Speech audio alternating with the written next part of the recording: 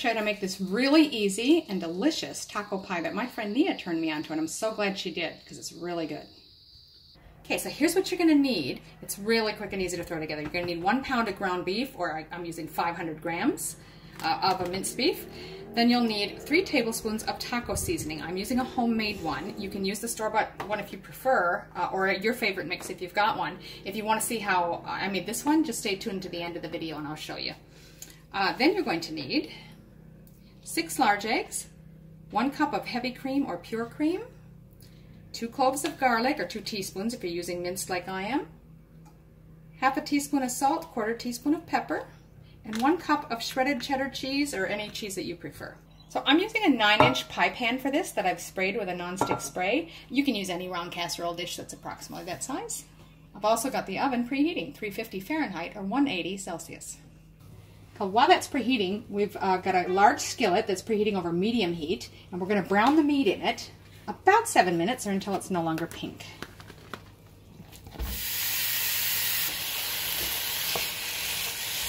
Okay, so that's looking really good. There's almost no pink left there at all. So what I'm going to do now is sprinkle in our taco seasoning mix.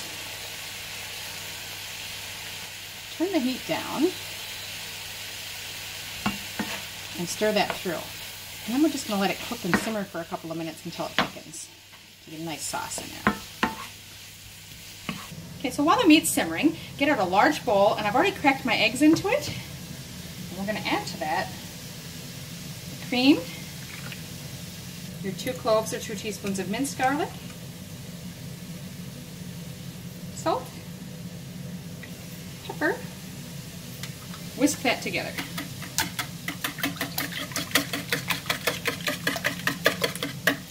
Okay, so we'll just take our pie pan now, and we're going to take the meat and add that first as the bottom layer. And now I'm just going to push it around and sort of level it out so it's even. Now we're just going to take that egg mixture and pour it over the top. Now we're just going to take the shredded cheese and just sprinkle it all over the top. Now we're just going to carefully pop that into our preheated oven for 30 minutes until the center is set and it's golden brown on top. Again, just be very careful because it's full. Okay, so it's been 30 minutes. I'm going to pull it out and just make sure the center is done.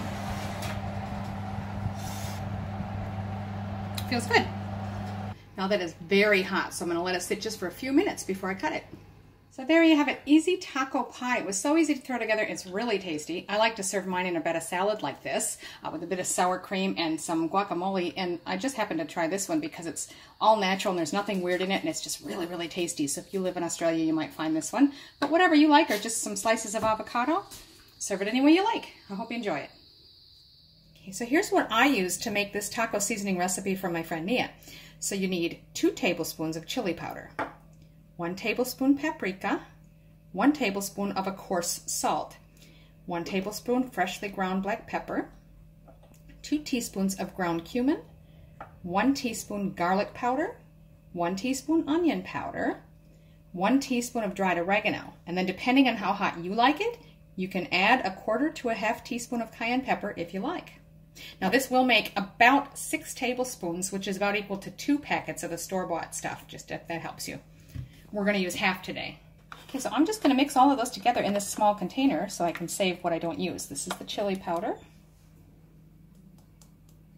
paprika, and I'm using smoked today, but it doesn't matter which kind, salt, freshly ground pepper, cumin, garlic powder, onion powder, dried oregano, and if you're using cayenne pepper, your preferred amount. Just going to give it a few dashes myself. I'll just blend those all together well and break up any little clumps that you see.